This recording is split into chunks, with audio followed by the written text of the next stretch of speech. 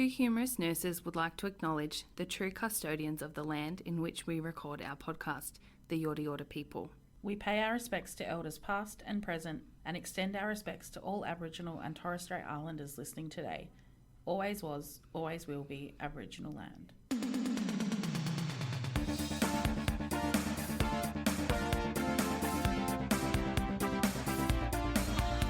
Two humorous nurses with Kelly and Alisha. The podcast that gives you permission to rest. Welcome to Two Humorous Nurses, where we plan to bring you funny, informal, conversational chat about all things nursing. But today we're not talking about nursing. I mean, no, we kind of are. Yeah. It's always nursing. Yeah. We're going to talk about sleep.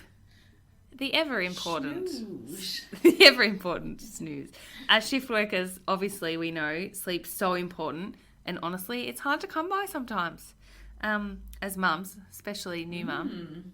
So, I mean, I've been pretty lucky. Yeah, I will say that. But we know that occasionally sleep is damn near impossible. Did you know that the average person will sleep for 227,760 hours in a lifetime? Did you do that on the calculator? Yeah, it's hard to say. That's why I took a lot of effort. That's 9,490 days or 26 years. Jesus Christ. 26 years. That's nearly It's- my whole life. Yeah. That's crazy. It's about a quarter to a third of your life you'll spend asleep. And before the 1950s, they believed that sleep was a passive activity where your brain and body were dormant. But now it's known that during sleep, your brain is actually really engaged in a number of activities that are necessities to life. Like what? Like growing and Yeah, hormone production and all Yeah, that well, shit. it's also linked to quality of life, which we all know. If you don't Yeah, sleep, of course. you can get really shit. But yeah, the brain is like actively engaged throughout sleep. So Well, I can just tell you one of my dreams and you'd believe that. Like, my dreams Yeah. are fucking I don't dream insane. very much, but yeah, I get that. Sometimes I wake up and be like, oh my God, what are you doing? And then I'll wake myself up and be like, wow, that was so like intense. I mean, quality sleep. Like, there's a difference between sleep and quality sleep. Like, absolutely. I woke up, can I tell you this morning, this is so perfect that we're doing this episode today.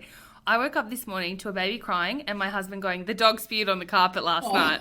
And I was like, are you fucking kidding me? Like, jeez, I had a good sleep. and I was like, oh, well, that explains why she woke me twice. The dog woke me twice in the night. She's never done that before. And I just thought she wanted a pat. So I just like patting her in my sleep. Then went back to sleep and woke up. There's vomit on the carpet. Yay. So not so good quality last night for me. But obviously quality sleep is essential to survival. As essential to survival as food and water. I totally believe that. Yeah, I do too. Food, water and sleep, that's all we need. Exactly. The odd coffee. Yeah, and obviously our brain needs sleep to function. And, I mean, we've done a bit of research into this. Well, you have. Shocking. Yeah. But basically it's important for how your nerve cells communicate with each other as well. So recent findings suggest that sleep plays a housekeeping role that removes toxins in your brain that build up while you're awake.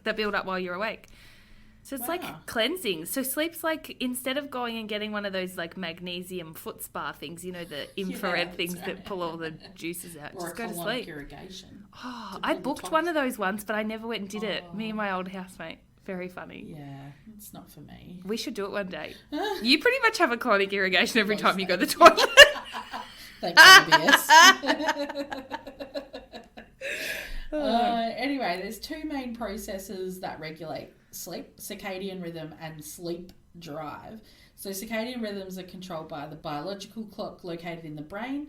It's a key function of that clock is responding to light cues, so ramping up production of the hormone melatonin at night and then switching it off when it senses that light is coming, which is why in like a perfect world you would wake up to the sun coming up, not your alarm clock at 5:30 in the morning. So true. And it explains why people go nuts in like solitary when there's no like external light. And also what about those countries that have like 20 hours of daylight in the summer and like 3 hours of daylight in the winter. Yeah, that's like, crazy. That has to be... I don't know how friends of ours in Sweden, like you ring them at 3 o'clock in the afternoon and they'll be like, oh yeah, it's black. The Still sky's dark. black. Yeah, exactly, like all the street lights are on. So far away It's from so the sun. strange. The sun. I was watching Louis Theroux the other day and it fascinated me. He was like doing... I know, me too. My money don't jiggle. Yeah. Anyway. I was watching, it was an old one, it was like a gambling one, and how the casino lights, like he asked one guy, like, how long have you been here? He's like, I'm pretty sure it must be close to 3 days. But he actually had no idea. Like Louis had to say to him, like, do you even know what the time is? Like, you've been here for, 2.5 days. And they say that about casinos, it's designed to keep people stimulated. entranced. Yeah. Because like even the sound that the poker machines make that when they're not being used is enticing to people. Crazy, and it blows my mind. It does. Yeah, I love the whole circadian rhythm thing. Like your body's natural. Like I always wonder, like, why do we sleep at night? Like, and why do some animals, like, why are they nocturnal? It's like their circadian rhythm is like a response to the, I don't know. Yes. Next episode, nocturnal animals. It's like when I paid $90 a ticket to go into the Kiwi safe haven place, like whatever you call it, in Queenstown. It was so expensive to get in there. I kid you not. Do you think I got to see a Kiwi? No, because those things are nocturnal, mate, and they never move.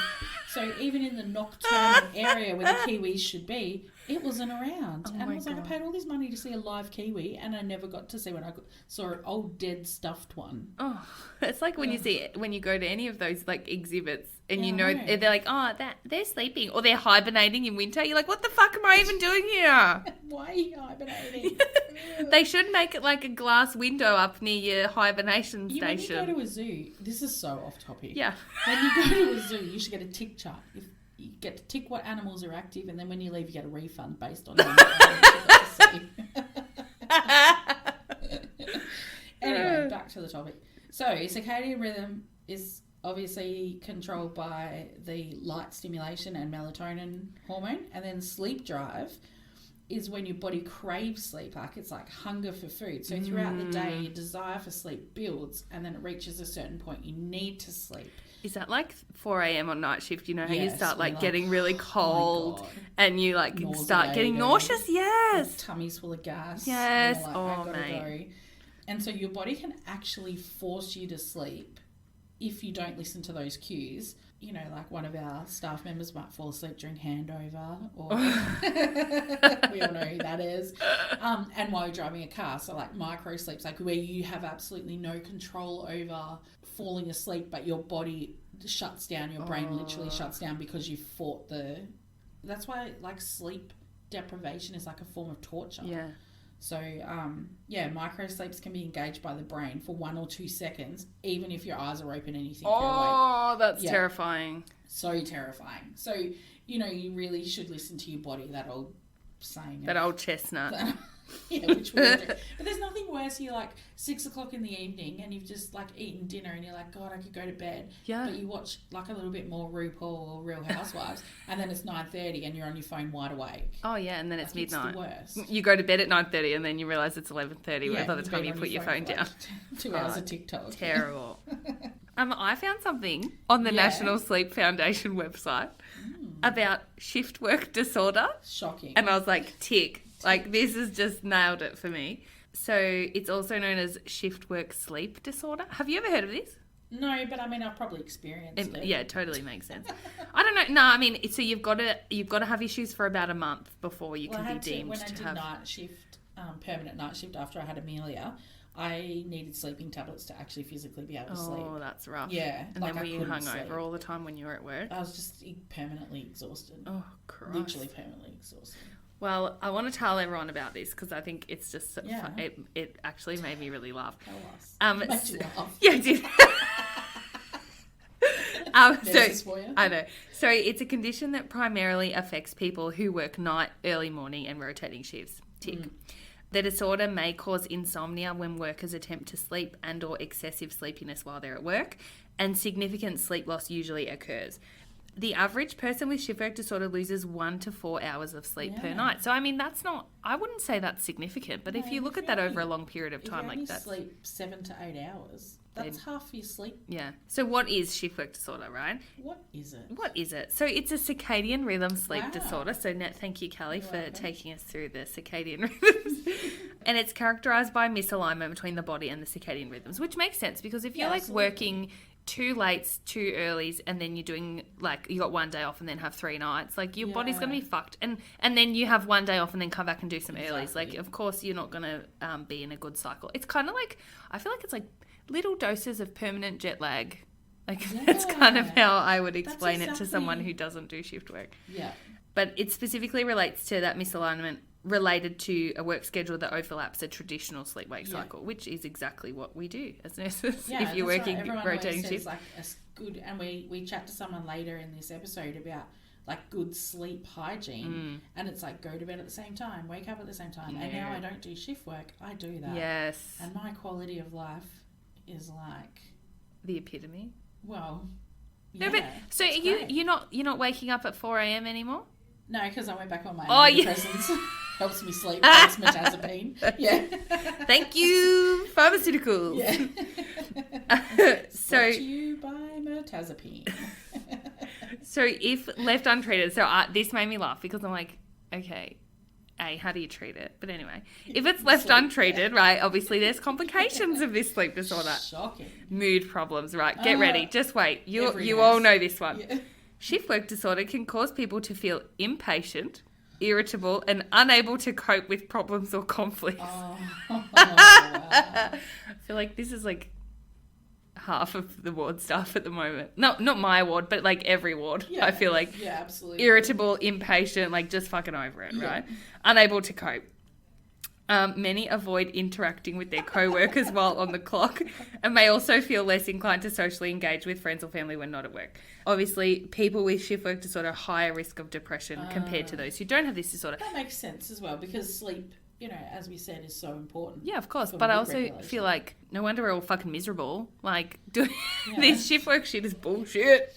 For like pandemic nurses, shift work, no sleep. Thank God It's for cold it. in Thank winter. God for that Two Humorous Nurses podcast, keeping everyone. Coffee. Yeah. Perfect mix.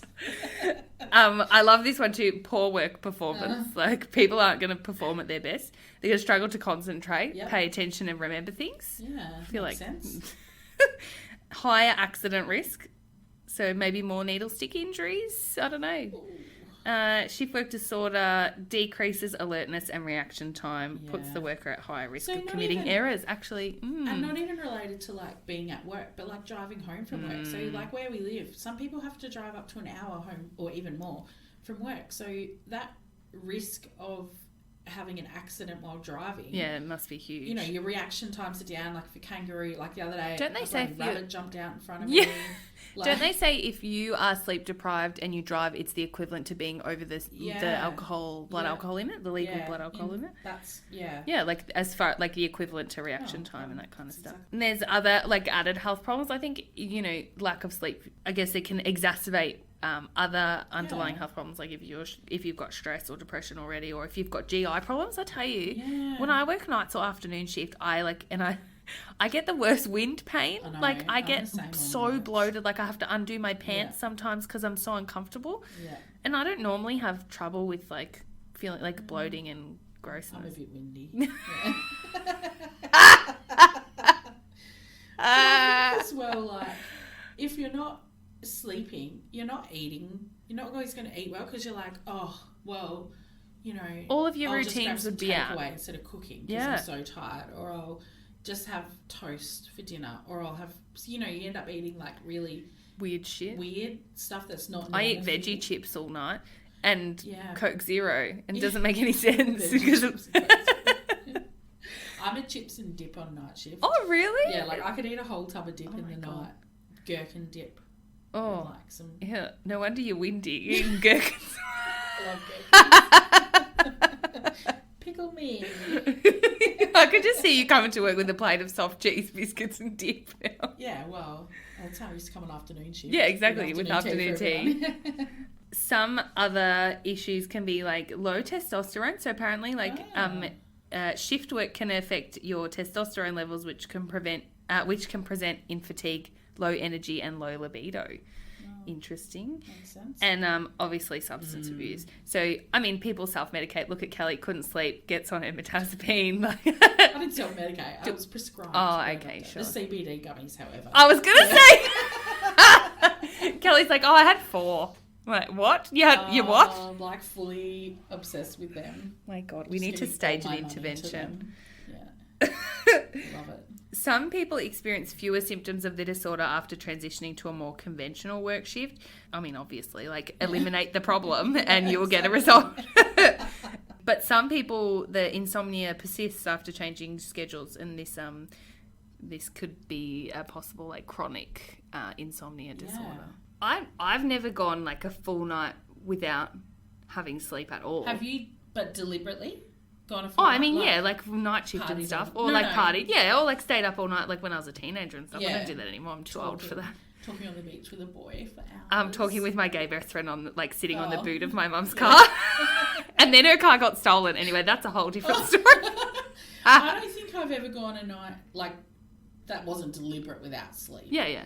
But I've definitely I have intermittent sleep all the time. Like, it's not pleasant. And like, even when Amelia was little, she was a great sleeper. So I don't ever feel like I was completely sleep deprived, besides, you know, what you have to do with a newborn. But yeah, sleep for me has always been a struggle. And I feel like since having anxiety and depression in the last couple of years and being on medication for that, like that, if, you know, I said to you a few months ago, I think I need to go back on my antidepressants. I cannot stay asleep. Yeah. And I was only getting 3 or 4 nights asleep. But I wear my Apple Watch, and when prior to taking the antidepressant, my sleep was so broken. Like, I don't think I went longer than an hour. And now I can go, the other night I went 5 hours of solid sleep. And when I woke, when my alarm went off, it was like from 12 to 5:30 when my alarm went off.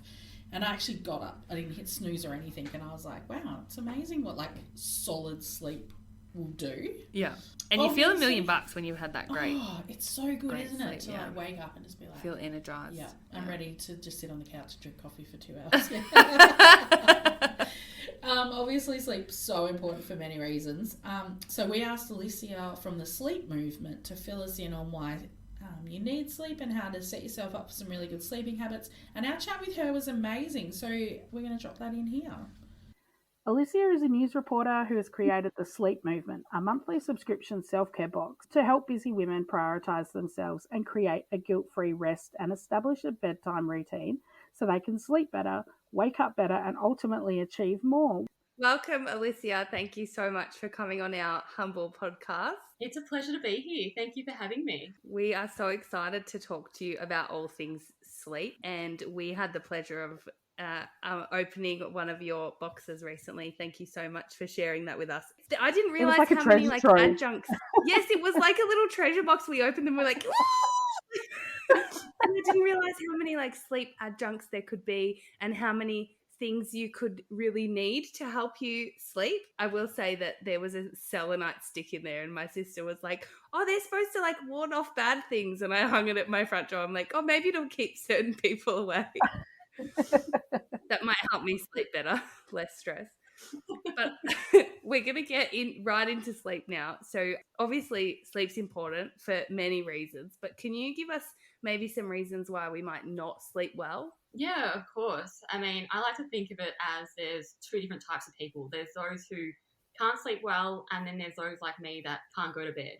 And I think there's different reasons why, different reasons for that. And common reasons are burnout, trying to do too much in one day and overloading your schedule. Overthinking, your brain's racing 1,000 miles an hour when you hit the pillow, so you can't concentrate.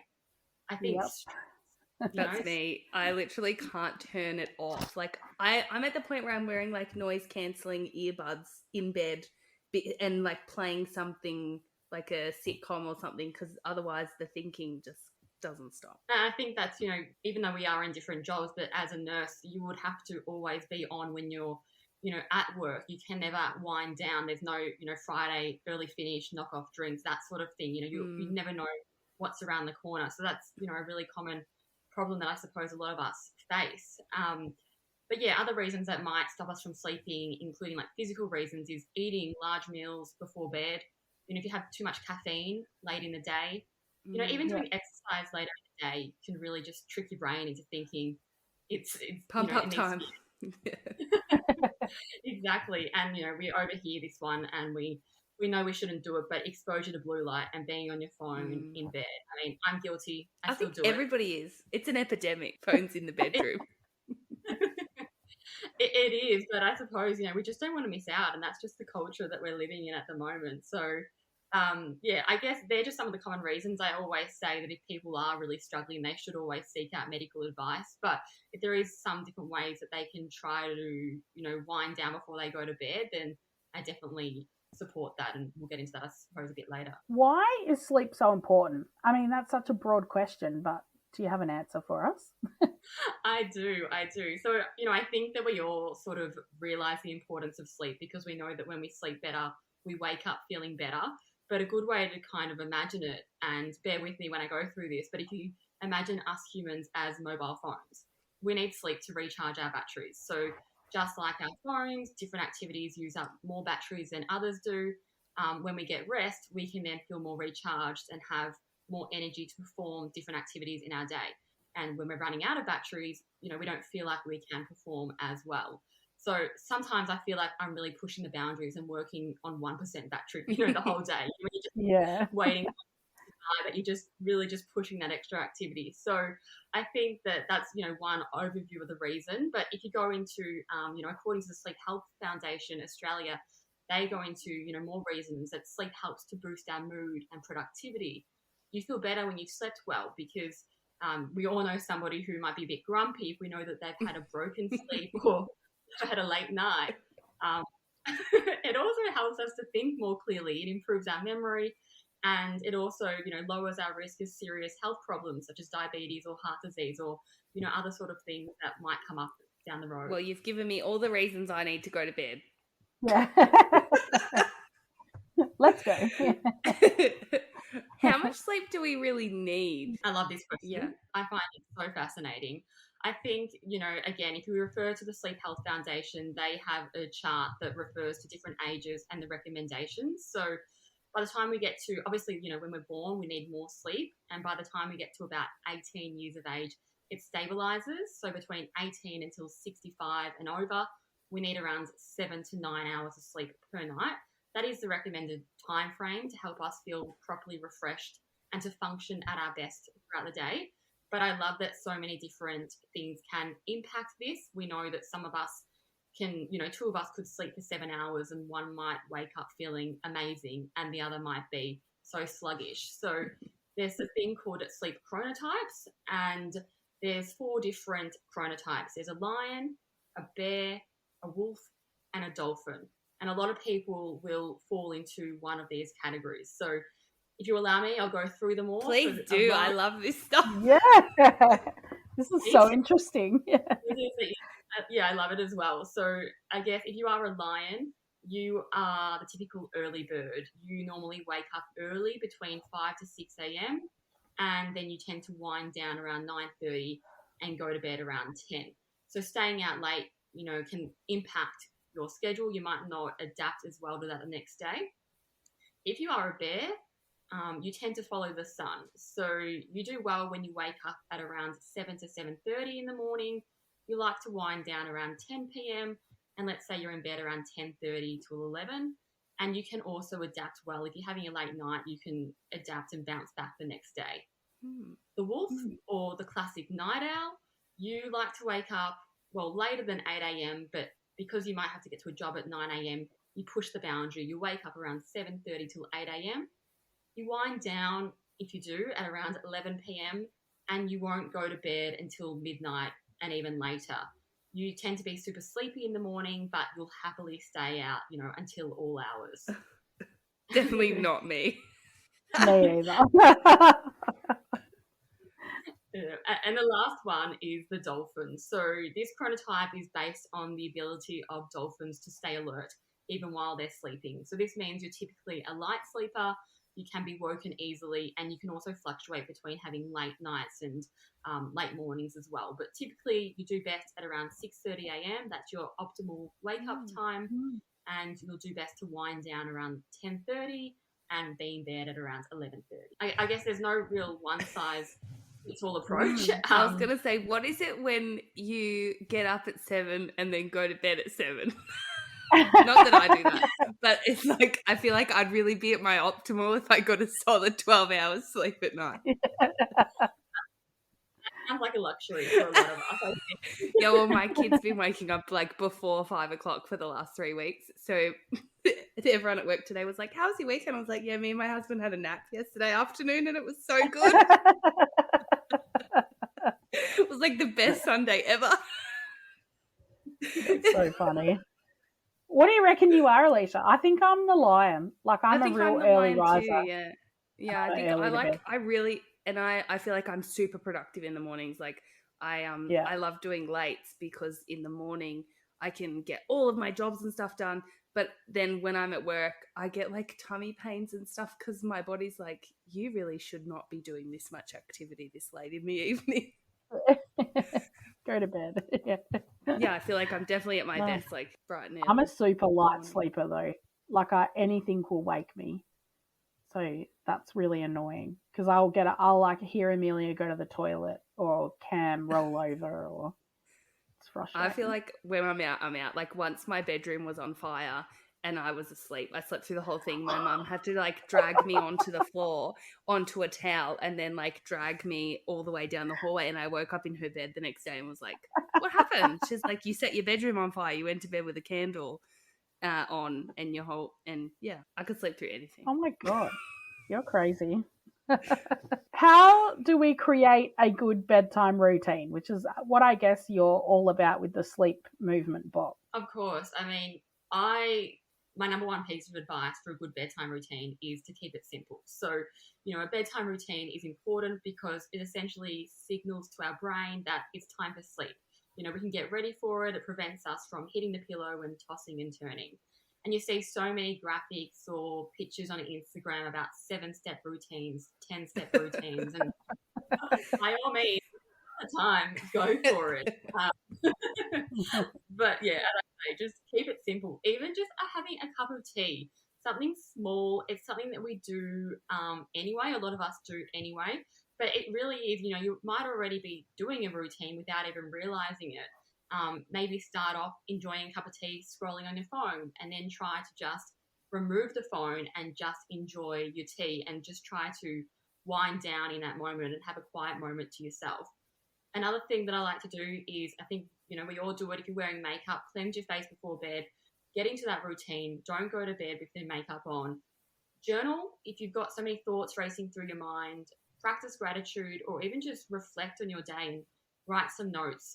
I also like to always, track my bedtime. So I always put down the goal bedtime that I hope to get to bed. I mean, I haven't always done this. It's sort of something that I've really focused on with the sleep movement because I was feeling overwhelmed, and that was something that really did help me just to set that goal in place, because you could tell anyone, you want to go to bed at 9:30 every night, but unless you can actually like tick it off on a piece of paper, you don't really feel that you hold yourself accountable. At least I didn't myself. So that's something that's really helped me. Even reading, and I'd say I used to only read business books, non-fiction autobiographies and true crime, and that was not winding down. So just getting yourself wired for really wild dreams. It really was. And I was thinking, while I'm reading, I'm winding down, but my brain was still on. It was still wired. So I've, in the last month or so, I've stocked up on some fiction books and really just helped to give myself that escape before bed. But there are so many things, even lighting a candle, using magnesium, essential oil rollers, different practices that you can do, such as meditation. And one of my favorites as well is deep breathing or breathing exercises. So I don't know if you've both heard of box breathing before. Yeah. Is that like the in for 4, out for 4?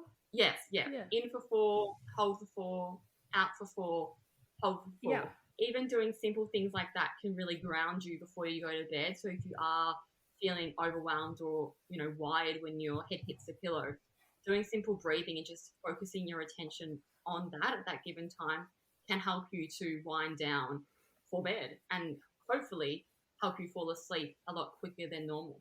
Don't you feel like it's like the hardest thing about all of this is just saying, I'm going to do it now, and actually doing it. Like, I feel like they're all such simple things that you can easily implement. And I'm a shocker. Like, I know that if I listen, there's like this podcast called Sleepy, and it's the world's most boring man with like the most like monotonous voice, and he just reads like old novels, and I'm asleep in like 23 seconds.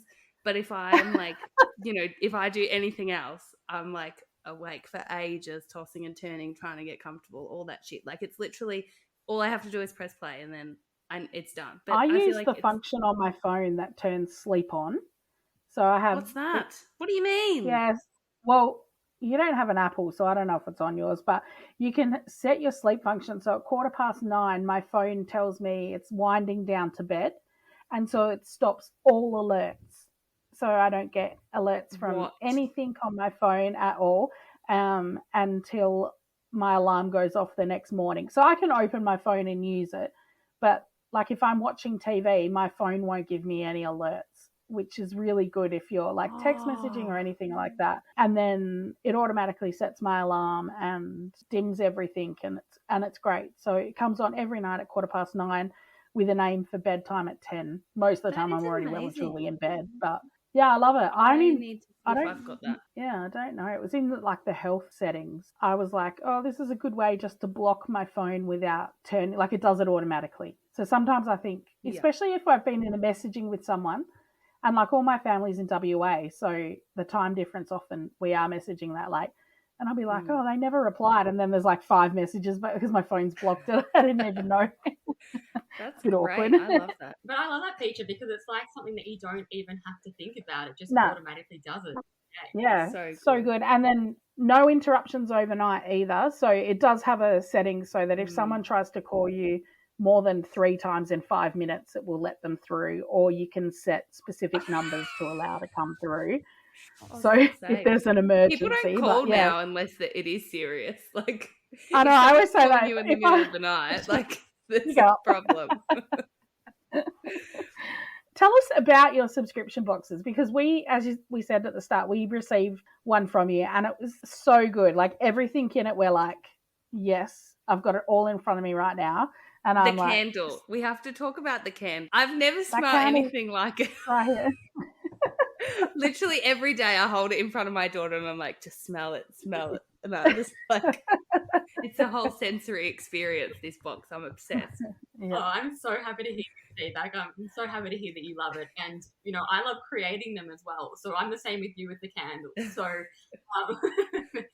yeah, as an overview, the Sleep Movement is a luxury monthly sleep subscription box and masterclass portal, which helps busy, ambitious, burnt out women, trying to do it all, really just give ourselves permission to rest, pamper ourselves with a bedtime routine.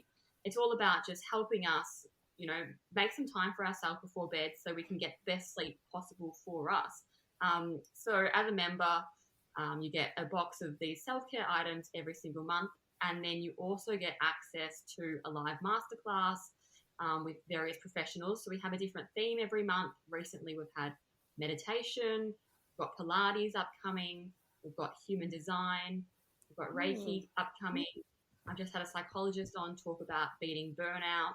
So it's all of these, I guess, combined things that really help us to sleep better. So you get, the products as well, but you also get the educational concept as well and content. So different examples of things that come inside the boxes. As you mentioned, the candle, we have silk pillowcases and eye masks, we have books, tea, hot chocolate. Sleep can still be fun. We can have a hot chocolate before we go to bed. Bath salts, different things that, a lot of us like to use and might not necessarily always treat ourselves to, but when you do get this box and you do feel like you're part of a community and a movement, it does inspire you to make that time for yourself. Mm-hmm. I have different options, so people can just try it out for 1 month, or they can subscribe for 12 months, 6 months, or even 3 months. That's something that, you don't have to think about it every month. You just get a surprise when this box of goodies has just arrived at your doorstep. So, yeah. I do have to say, the silk pillowcase, when Kelly opened it and I was like, like this. And I said to, we were like taking photos and I'm like, I'm going to put it on my bed right now. And I went and put it on the bed, and then I've slept with it every night, and I wake up and I go, how has it taken me 30 years to get a silk pillowcase? Like, it's literally my favorite. I'm obsessed. I'll never ever not have a silk pillowcase ever again. So this box is like, the only word I can find to describe it is like a dream. The whole thing is just absolutely magical. Thank you for sharing it with us and telling our listeners. I think you'll all sleep better, because I know I have, actually. Even though my kid's getting up at 5:30, I feel like I've had a whole night's sleep. Great. You need to roll that sleep roller on it. I rolled it on Amelia tonight. I was like, sleep. Alyssia, the journal, can people buy the journal that you made separate? Yes, they can. They can buy the journal separate, and any leftover products that I keep inside the box, you can always just go onto the website and get them individually as well. Created a sleep movement journal, which people that listen to this podcast know that I have a real love-hate relationship with journaling. And I have a real love relationship with journaling. But I don't do it ever unless I'm instructed to do it by my meditation teacher when she's sitting there. I don't do it at home. But your journal is literally like the easiest one, because there's just dot points with simple prompts like, what made me smile? Did you go to bed on time? Like little things that you can fill out for the week. Did you create this because you have trouble going to bed? Like, is that what your thoughts around it were? Yeah, exactly. It was that I have trouble going to bed, and it's, it sounds so silly even saying that out loud, but it's just, I try to do so much, and working in a newsroom, you are so wired all day, and then I have a 1 hour to get home. I don't get home until 8 o'clock, and then you've got to have dinner. So I'm literally doing what I just told everybody not to do. I'm having a meal late at night. When the news is out air at 6 o'clock, you can't just say, sorry guys, I'm going to go heat up my dinner now. So it's just like the news can wait. I need to eat.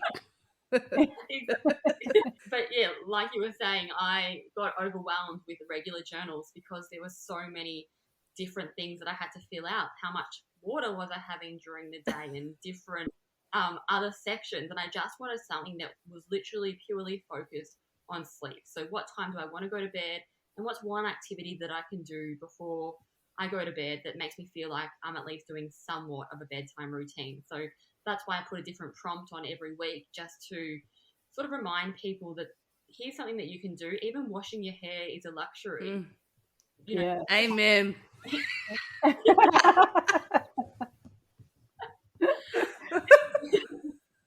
You can sleep better if your hair is washed. I mean, put away the dry shampoo. It's so much better. It's so relatable right now. I know. I know. Do you have any other tips that you'd like to tell our listeners about sleep? Or yeah, I think, overall, I've mentioned it a few times, is just keep it simple and also know what your boundaries are. So create that boundary between work and rest, and also know in yourself. And I've heard this, I think it was Emma Isaacs from Business Chicks where I first heard this, but imagine your life as a 4-burner stove. So each burner represents a different aspect of your life. So you've got family, friends, work, and health, or you as a whole.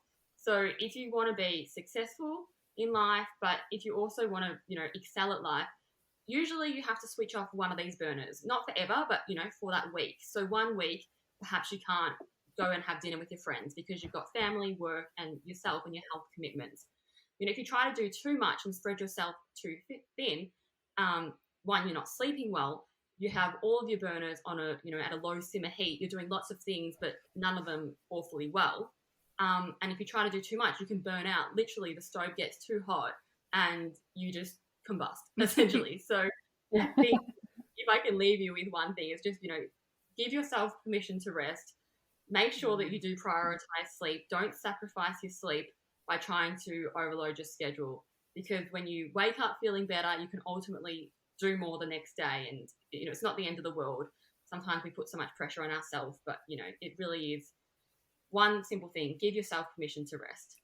I love that. Love That's it. my new mantra for 2022. Well, thank you, Alyssia, so much for coming on. We will put the links to the sleep movement, social media, and the boxes in our show notes. Thank you for sharing your sleep expertise and passion for rest with our listeners. Yeah. Oh, thank you so much. And I guess, I don't know whether you'll put this on the show, but I would love to offer a special discount to all of your members. So they can use the code Humorous Nurses and they can get 40% off their first box. Oh, my wow. God, that is huge and so generous. Thank you so much. Cool. That is awesome. Love that. Get on that. You will not regret it. So, Tell me. I have some interesting sleep facts. They better be interesting. You've prefaced it with excitement. Here we go. You ready? Go. 12% of people dream entirely in black and white. What?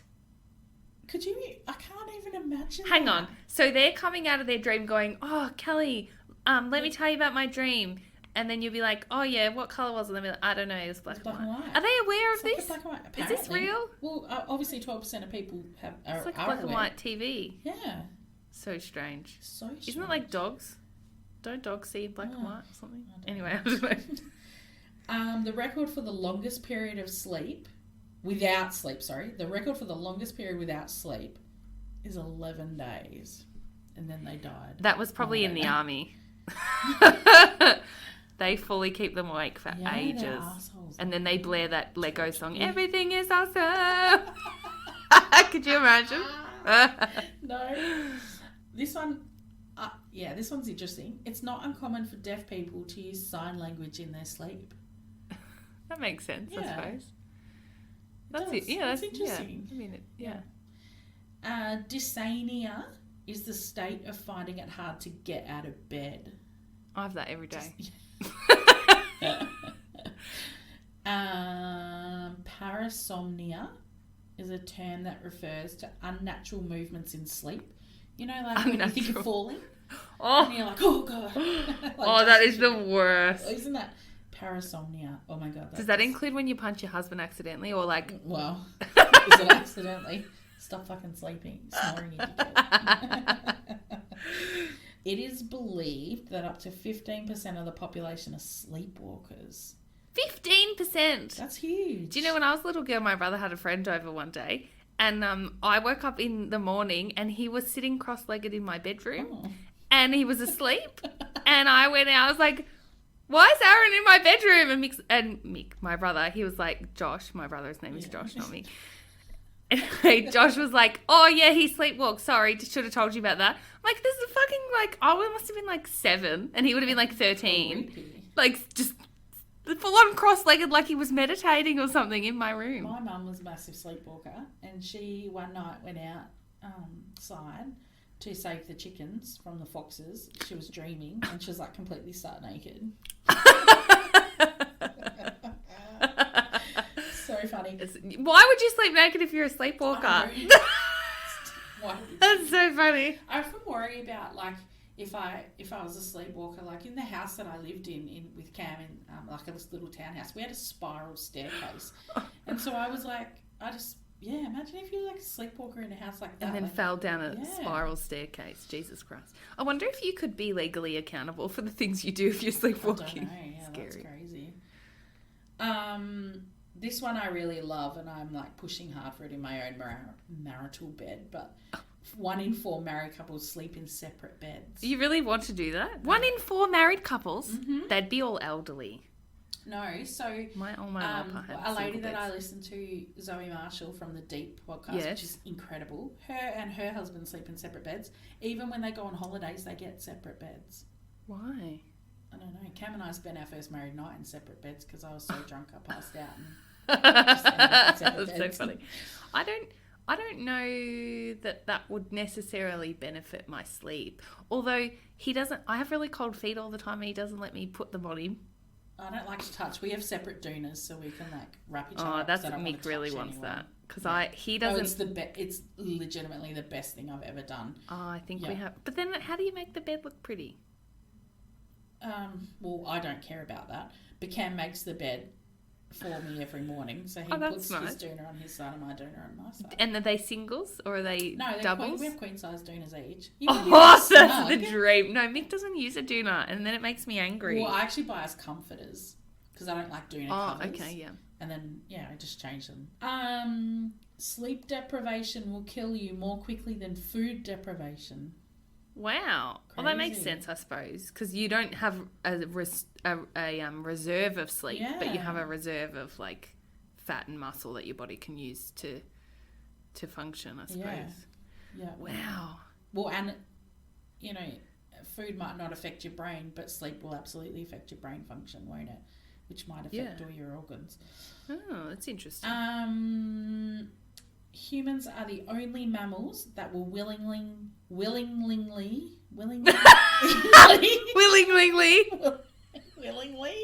Is that it? Willingly. Ah, Humans are the only mammals that will willingly delay sleep. really? Yeah. That's because we're stupid. We are stupid. We're idiots. And we want things like now. And then this one's like pretty good. Higher earners get the best sleep. No shit, mate. Because they've got nothing to worry about. No, it's because they've got $10,000 mattresses. Yeah. And 2,000 thread count sheets. Exactly. Egyptian cotton. Exactly. And someone to And they're make not their bed in the morning. finicking on like plastic mattress They're not protectors going to and sleep thinking, oh, my afterpay go through tomorrow morning. that I find that interesting though because surely people who get paid a lot more, some of them would have more responsibility or stress. Like, Yeah. I'm surprised, but then also they could just have a massage before bed. Like that'd put me to sleep. They probably I mean, lucky. That's the reason to make the money, isn't it?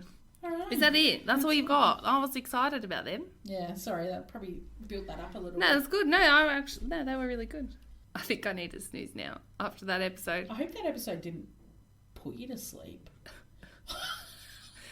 Actually, do you know something interesting? While I'm doing this Safer Care Victoria project, at the start and the end of every session, they get you to do this squirrel score. So, and then they put up all these squirrels, and the number 1 is like the squirrels like pretty much asleep, and then the number 5 is like the squirrels like screaming excited for like life.